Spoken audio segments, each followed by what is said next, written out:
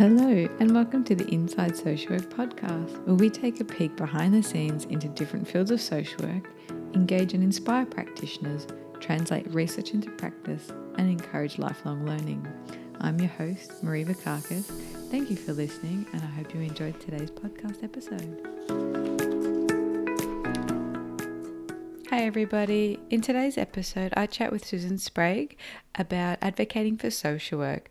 We talk about how she's become the social worker that she is, how her journey led her to where she is now, running a private practice out in Geelong, being a member of the board for the AASW, and a whole bunch of stuff in between.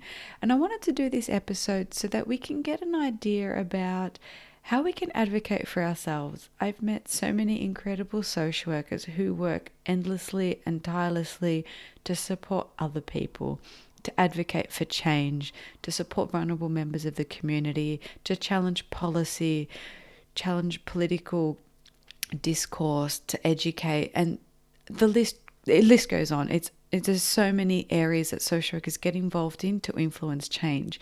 And one thing that I think maybe we're not so good at is advocating for ourselves, for a united professional identity, and to advocate for the skills and the diverse range of skills that we have as social workers and how we can get involved with our registering body or with other areas to promote ourselves a little bit more so we can continue to do the work that we do. So here's my interview with Suzanne Sprague. Welcome to the Inside Social Work podcast. I'm here talking with Suzanne Sprague. Welcome to the podcast. Good morning. How are you today? I'm good. So we had already a bit of what's your right name? Do you want to share with the audience how they might know you under different names and what we're doing moving forward? Yeah, and it's not an alias. So I'm commonly known as Suzanne Doorakkers or Suzanne Doorakkers Sprague. It is a hangover from a previous marriage, actually, so from a very long time ago. So it is not uncommon. So I go by Sprague on Facebook and those sorts of platforms. And professionally, I go more by Doorakkers. So either or both. All right, thanks. So if people find you and they're not sure if it's the right you, it could be under either of those. That's correct. Okay. So we're talking in the midst of social distancing. So we were just having a chat before we went on to record about the vulnerability it takes to sit in this space as a clinician. It's not one of the things I plan to talk about, but I think it's really valuable for our listeners to know that we're all human too, and we're kind of struggling with some of the same things that a lot of the people we're working with are. Do you have anything you want to share on that? And isn't that nice that as social workers we're more okay with that? So we're more okay to sit in that space of discomfort and not needing to be superior or more senior to anyone else. Obviously wanting to be professional. We are professionals, so we don't want people feeling overwhelmed with our emotions. But I think it's really lovely that we can be very human with people and sit with that with them at the same time that we're experiencing it too. Yeah, that's so true.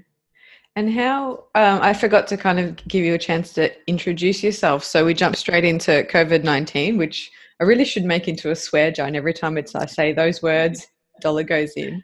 Tell us a little bit about your social work journey and what you're doing currently. Oh, lovely. So I began social work in a very unusual way, which I believe is not uncommon for a lot of people. So I was 17 when I started at university, and I was doing science and nursing and not knowing at all what I wanted to do.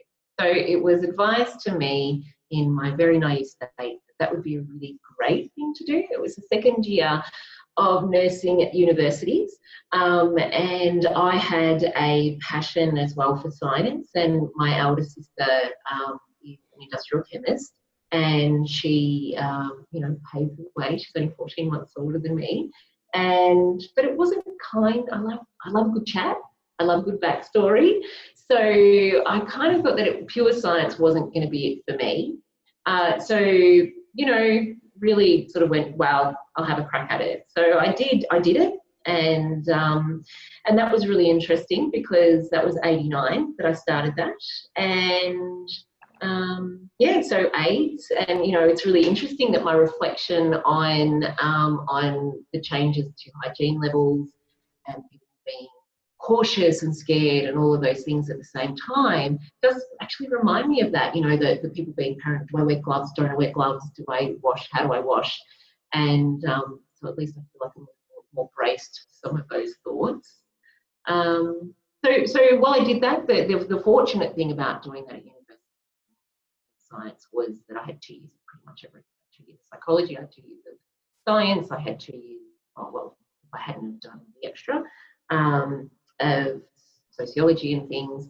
So from that, I springboarded on, and I did another year, and I had my Bachelor of Arts in Sociology, and another year, and I had, did my psychology, and at the same time as doing that, I was working full-time in nightclubs.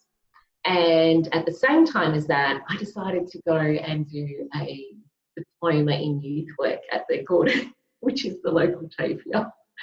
So, so in a really short period of time, I got a lot of things done. And as I was doing psychology, finishing the psychology, I realised it wasn't at all what I wanted it to be. So I realised that nursing wasn't what I wanted it to be. I didn't get time to have lovely long talks with people. Psychology was research, and that really disappointed me. And and some of my friends who'd done psychology said, yeah, and it doesn't get better when you go on to do postgraduate work. And I was completely disillusioned, and happened to have had lovely long chats with people about who'd been, and one of them was actually a former priest, and he was teaching at the welfare course at the Gordon, and and just chats here and chats there, and he sort of mentioned about social work, as did a few other people, and I knew nothing about social work. But I loved sociology, I loved social sciences, I loved the feminist studies, anyone said, well, that's what it is, that's what you study, sort of all together. And I was sold.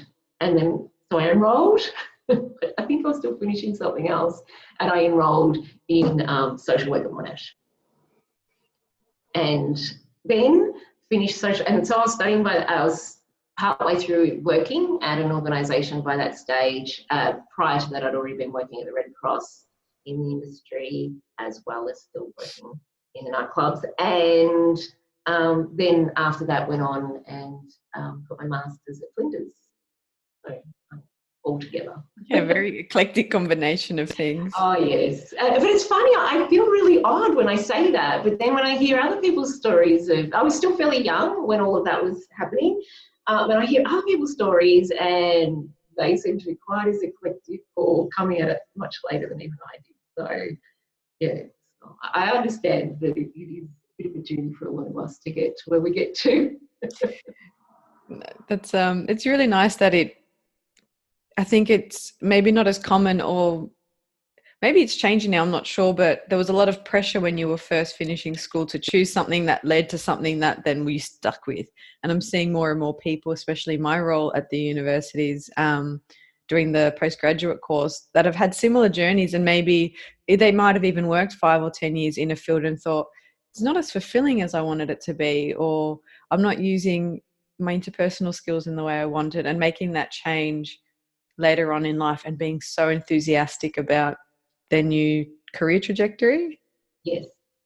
And that it's a kind of job where you can bring in so much of your own experience and make it what you want. So there's a lot of a very kind of technical skills, but you can bring your own flavor to that, and you can see some really amazing success stories of people come across from nursing, I've even had students come across from IT, like really sometimes career paths you wouldn't have thought were going to be interested in social work, and they've had some really successful outcomes. Yeah. No, it's really lovely to see. And it's really interesting to see how people have then made that jump and the reasons behind it, isn't it? Yeah. So the moral of the story is, if you're not listening because you're a social worker, then become one, maybe. Of course. We want you. Who wouldn't?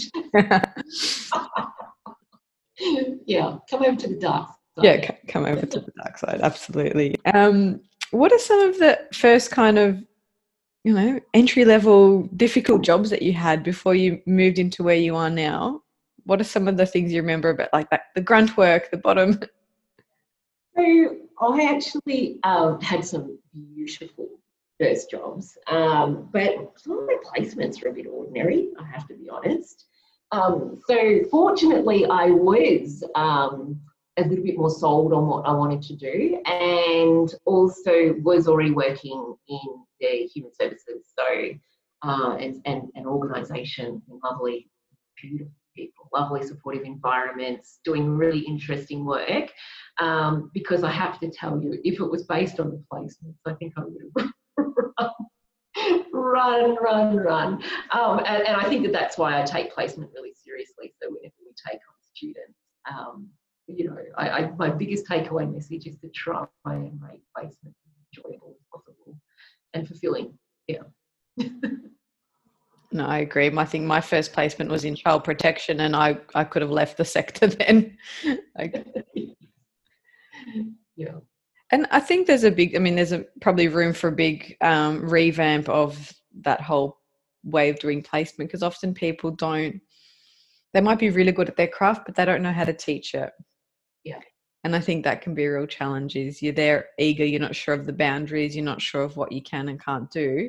And if you don't have a direct supervisor who can work with that and really enhance your learning and bring you along on that journey, you can feel quite isolated and not sure what your role is, and then question the whole degree and if you want to be a social worker. Yeah, I agree. Fortunately for me, doing my nursing placements, they at the start, and I'm not sure what they do now, but at the start you would, like right at the front end, you would do like a week at a community health centre, a day or two with a child and maternal health nurse, or even what you could then go on and do a larger placement with it. But at the start, you actually got a few tastes. Mm-hmm. So fortunately, I had a bit of a look at some other areas as well. So perhaps, and I'm hearing a lot of people saying that I think a review of the way we do placement is not a bad idea. It is completely out of the realms of my knowledge base, and certainly, hearing some of those conversations at the board level around, from people who do work in universities and things is interesting. But I'm hearing it a lot that people are saying the way we're doing placements, it's great that we do long hours because then people get a great skill base. But how that's delivered is potentially what people are thinking could be changed. I think from what I've seen, the challenge is that the social work role is so diverse. There's no one expectation or idea of what that looks like.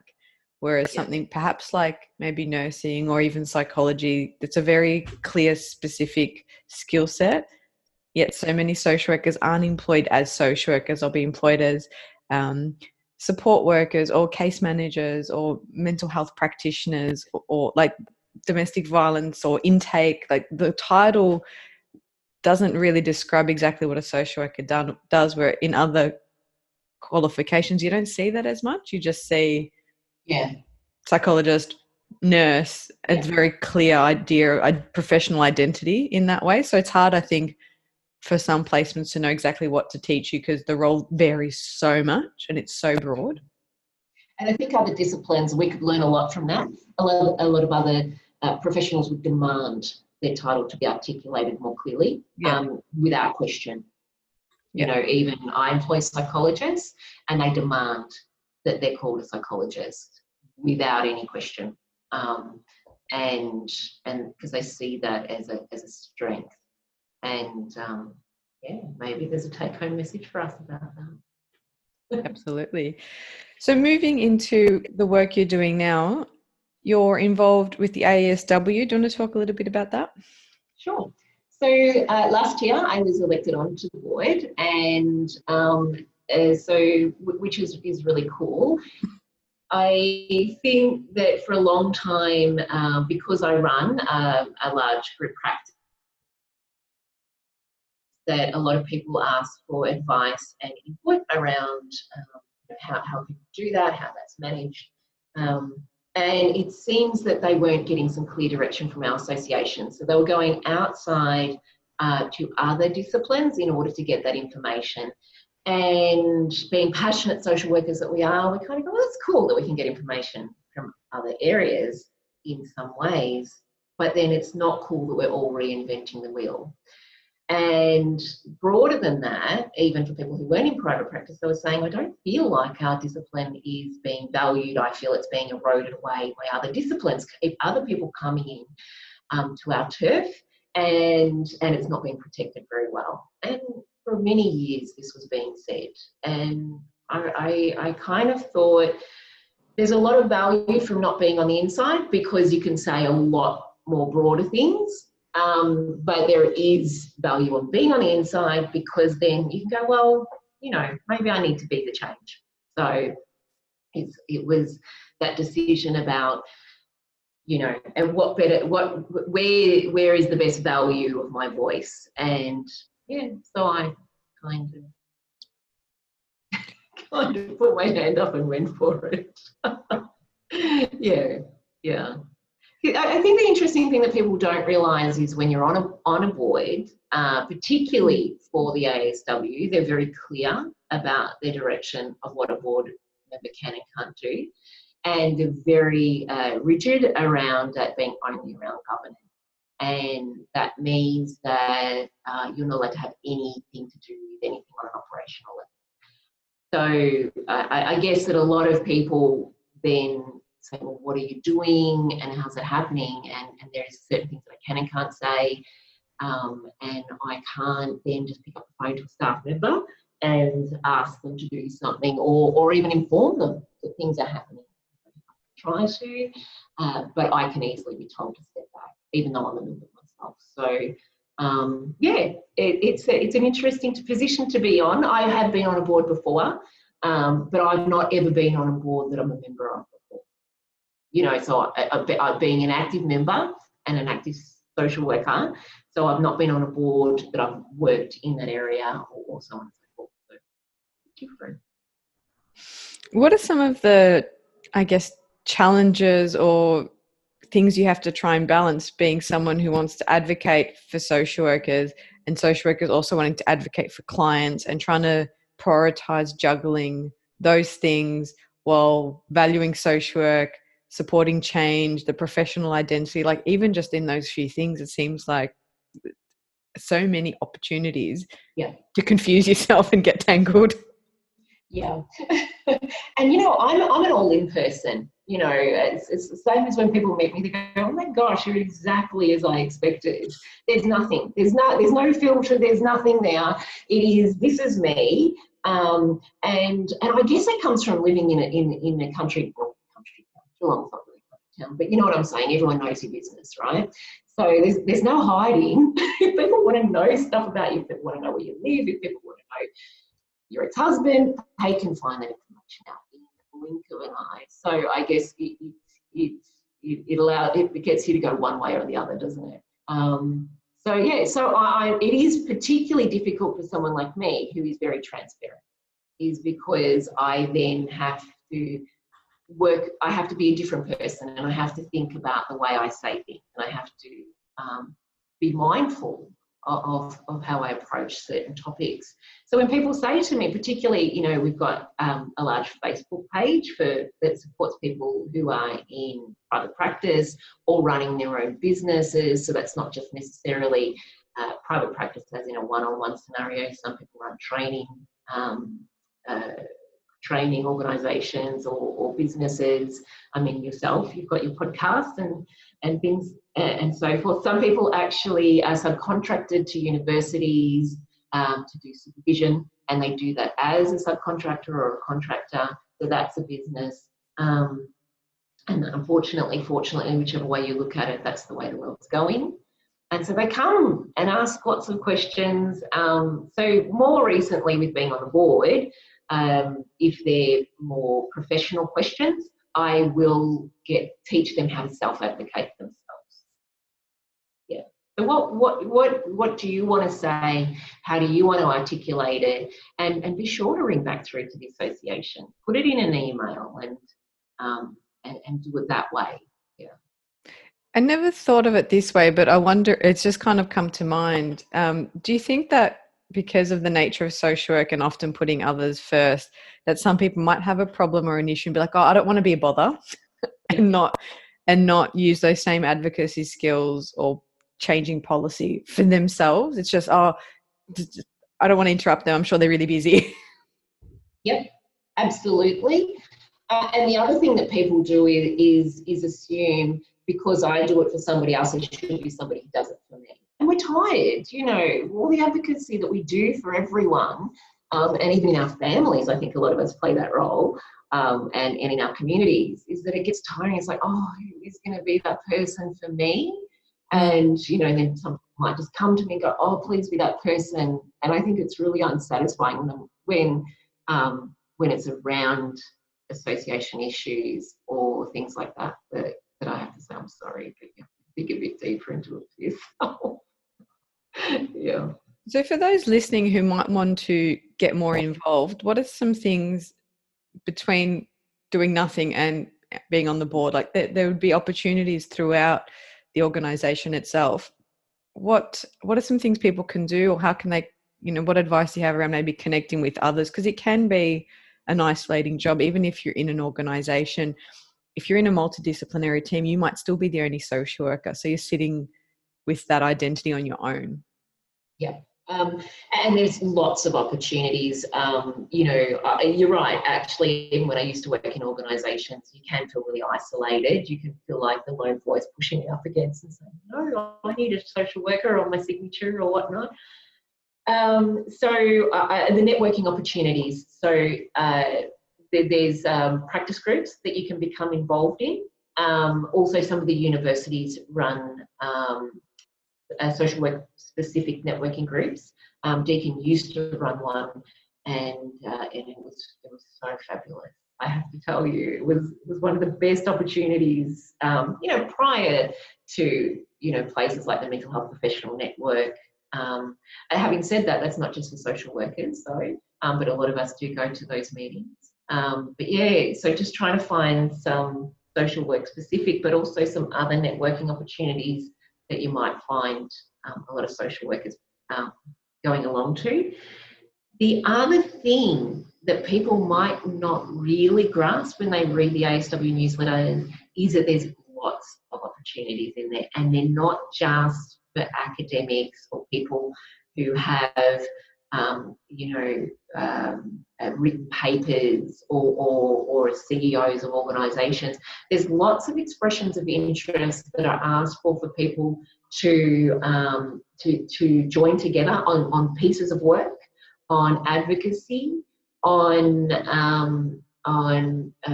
all sorts of different things. And I know a lot of people say, I've seen that, but I didn't think that was for me. But I'd just like to say, of course, it's for you. It's for you as a student. So even if you're looking at that and you think, well, what do I have to bring to the table as a student? If they're looking at social issues or whatnot, you have a lot to bring to the table because you have a different perspective. And a group that can be made up of different people with different perspectives will always make a more balanced team. I think that's a really good point about even as a student. In one of the episodes last year, I interviewed Joe and Alice, who were students at the time and have started their own quarterly newsletter. And then they had a bit of maybe a symposium for their cohort to discuss placement, and it gained a lot of momentum, and they've been able to share their voices, their experience from previous sectors coming in as master's students. Like they still have a voice, and they're still a very valued contribution to the broader discussions. Absolutely. And, most people are really understanding that they don't know it all, but you don't have to know it all. I don't know it all, and I've been doing this gig for a really long time. I've been in private practice for 14 or 15 years and working in the industry. I mean, I know it's hard to believe because I don't look that old. I'm working in the industry a lot longer than that. I've still got a lot to learn. And that's the wonderful thing about being open as a human to the world around us. is that there is so much to learn and so much to gain, and hopefully as social workers know that better than anybody. I'm glad you brought up the networking and practice groups, because I think in multiple ways that can serve you so well. So the episode before this, I was chatting with Kate Taylor, and she was looking at recruitment and saying that networking is a really good skill for, getting new jobs and meeting people and putting your name out there. But I know for me, those practice groups and those network meetings have been a lifesaver when I've worked in jobs where I'm the only social worker. So hearing other people normalize my experience or dealing with similar structural barriers or other environmental issues that I'm like, oh, that's exactly what I'm dealing with. Okay, so it's not just me, has been a godsend. It's been fantastic. Absolutely. And sometimes, if nothing else, it gives you a little courage, doesn't it? One thing I want to say, you said you go all in. That's something a lot of people are scared to do. My philosophy has always been, if it doesn't exist, create it. Yeah. So if a practice group doesn't exist, you don't have to get it registered through the AASW. You can put a call out to peers, friends, put a little flyer together and create a peer supervision group. Yep, 100%. 100%. And what a great way to get CPD, right? What a great way. I mean, to live as a human, it's all about, about connection and community. But absolutely, that ticks so many boxes, doesn't it? Go out and have dinner, or meet at somebody's office and get coffee together and discuss whatever it is that you want to do. At some point, you might see the value in registering as a practice group. At some point, and at some point you may not. At some point you may notice that there's value in registering as a mental health professional network, and at some point you may not. So, I run a practice group and a mental health professionals network group, and other informal groups. I have a social work students group within our practice as well, where we do some mentoring, and they've developed a Facebook page. They're considering whether there's value to them as being a practice group for the region. And there's pros and cons to it all. And yeah, but you might do it, and then you might pull back and not do it in that format if it doesn't work for you. And there'll be lots of reasons why people will choose to do that or not. I think that's something that maybe we need to not be as afraid of, and people, especially social, because they're really nice people and they tend to say yes to stuff, and they tend to have good boundaries, so they won't say yes to something that maybe they can't commit to. So I don't like, even doing this podcast, I thought, oh, who's going to be on it? And people are quite, you're honest, you're transparent, you say, this is what it's about, would you be willing to talk? And I think organizing a group or a supervision group's about a bit about the same. People clearly know. I'm looking at setting one up now with a couple of peers, with an over kind of arching idea of working, because I'm doing family therapy, of family therapy or a systemic lens, but to individual cases. So we're going to be getting together. We're probably thinking every 6 weeks, because there's so many things that run monthly, to look at cases with a systemic lens and then have dinner. Yeah, how great is that? So it didn't exist in my area, and I've tried a few different things. I've had a look at meetup groups, but it just need half a dozen people to get together and make that our own thing. Yeah. Why not? We like it. We'll build it. Some of my team, we do lots of radio work and commercial radio and so forth. And I try and share that with the team. What a great opportunity to get over your fears of public speaking. Not many people get to go into a beautiful and elaborate, commercial radio space and see how that works. And, it's the same with us running one of the mental health professional network groups. Such a great opportunity for my team to present or to lead, a network. And somebody else, to sort of help set it up, and that's what students can be involved in. Our intake team get involved in it. So the value of doing any of those things is so much greater than you often assume, isn't it? And you can make lifelong friends. From our Facebook group, Alicia helps me moderate it. And then Lynn and I started it a long time ago. And do you know, I had never met in person Lynn before, and I had never met Alicia before. And honestly, there won't be a day that goes past that I don't message, chat in some forum, or occasionally have a voice call with Alicia. And she's become so much part of my world. It's so lovely. It's so what a lovely consequence of starting a group. Yeah, absolutely. And I feel the same with the podcast. There are some people who I may or might never meet in person, and you have some really kind of interesting connections and get to see someone in their workspace or being, honest and vulnerable and sharing their experiences that I've never met before and I might never meet again. Yeah. Do you want to give people a shout out to the Facebook group? And I'll put a link to that in the show notes as well, and any other resources that you've mentioned. Yeah, that'd be great. So the Facebook group is for AASW members. So just have your membership number with you. And also you need to be actually working in private practice or in some form of business where, like we were saying before, that you contract to a certain space. The reason for that is, and people say, oh, why don't you let everyone in? It actually isn't relevant to everyone, some of the information. You can imagine being in it. We've all been in groups and we get flooded with information that's just completely not relevant to our circumstance, and it gets a bit boring. So some of the things that we'll talk about will be insurance. It'll be Medicare. It'll be, Zoom or telehealth or things like that have become a bit more for everyone, whereas before that wasn't.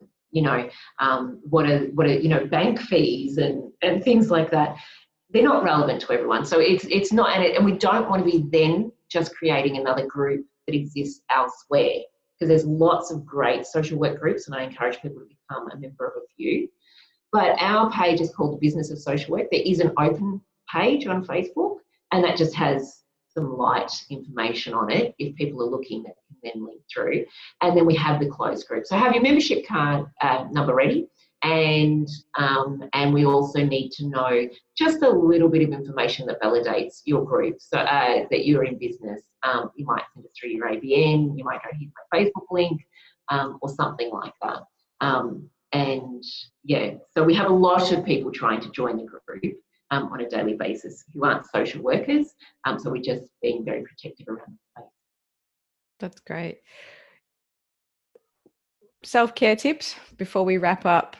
For someone who juggles so many things, I imagine you've got some really valuable ways of balancing it and not burning out, to have done this for so long and to not have crumbled into a big heap and maybe become a florist or something. What are your secrets to success and longevity in the field? Don't laugh. That's my backup plan, is being a florist. Okay, so my backup plan, to digress, is that I would like to open up a tea room. That, we could sell coffee, but there's just something quite beautiful about a tea room, and it opens really late. So particularly for people like women, so that they don't have to go to the pokies or anything else, to have a safe space. They can come and we'll have it like a bookshop, and we'll have couches. So if I win Tats Lotto, so you don't have to go to the pokies or Kmart, because our Kmart's open 24 hours. So you could go to a tea room and have a cup of tea. So how does it stop me from running away and opening up a tea room? I'm passionate. So I will only take on clients that I'm passionate about. And and that changes. So my background is in neurological disorders and working with the elderly, women, family violence and trauma. But having said that, even when I was working at Alzheimer's Australia as a counsellor for our region, I actually realised that I was feeling a bit heavy with that constant conversation. Absolutely loved the clients, loved the work. And I was not long off actually getting some long service leave, and really close to it, but just knew that's it, and calling it. So staying authentic and maintaining my passion, and I moved on just to another area I love doing couples counselling for a while. I did a lot of the Gottman training and so forth, and just kind of felt that I wasn't really enjoying that as much anymore. So I don't do that anymore, and I might go back to it. I'll do couples counselling, but for individuals, but I won't do it with a couple anymore. So I think through supervision and through knowing yourself, honour what it is, the kind of work that you're enjoying doing, and just gently over time morph into doing that. There's really creative ways of working with clients, and some of my clients would go for a walk with me and have a coffee in the park, because for them that's the easiest way to do it. We might be doing exposure work or whatever. So trying to be creative and trying to remain passionate is probably the two things that I would say is the biggest way to keep self-care. And be fierce. I'm fierce with my family time. Yeah. So I love hanging out with my kids and my husband and doing all those sorts of things. And I am really fierce about not letting things get in that way. There's some really great tips, so I'll make sure to point them in the show notes, and people can start thinking. Supervision comes up a lot, and I think it really helps with that, knowing yourself and staying authentic. And if you've got a long relationship with a supervisor, they start to know when, okay, you're not seeming as passionate, you're not seeming as engaged, and they can reflect that back to you. So there's that dual kind of relationship sometimes. Yeah. And I love supervision that is not afraid to tinker into personal counselling. The way I was supervised early on in my profession was that to think that the two exist in separate spaces is not part of what our profession would do. Do you know what I mean? We're not one-dimensional human beings. And developing those boundaries at the start. Yeah. Wonderful. Thanks so much for sharing those. And maybe we'll need to do a part 2 when this is all over and talk a little bit more about either the advocacy side or maybe even a bit more of a call out as to how people can get involved, bit of a call to arms. Yeah, definitely. Anytime. I'm on. Thanks so much. It's an absolute pleasure. Have a great day. What an incredible social worker. Suzanne has done so many interesting things, and I love her journey into social work, coming from nursing, being interested in social science. It's just really incredible. And we hear so many stories like that where people finally come to the dark side and they find that social work is a career that just fits. So if you're not a social worker and you want to find out a little bit more, head over to the website. You can join the mailing list and download a copy of my social work career guide. So that goes through a few things to consider about what might be a good area for you, something that you're interested in. And if you're feeling up for it, if you've got a little bit of money to spare, you can make a donation or a contribution, to my PayPal account. And the details are there on the website. So that'll help keep this podcast going. If you'd like to hear a particular episode or a particular topic, email me. I'd love to hear from you. So you can reach me at Marie, at MARIE, at InsideSocialWork.com. You can find me on Facebook in the Facebook group. You can contact me via LinkedIn. I really want to hear from you. And if you've got a story to share and you want to get on the podcast, get in contact. We don't need experts. You don't need to be an expert in your field. I just want to hear your journey. I want to hear how you got into social work, what you're working on. You might be doing something that's a little bit unique or specialized or even just general. We want to hear from you. Thank you so much for listening, and I hope you have a great day. Bye. Thank you for listening to today's podcast. Be sure to check out the show notes for today's episode's resources, and don't forget to click subscribe and review us wherever it is you get your podcast.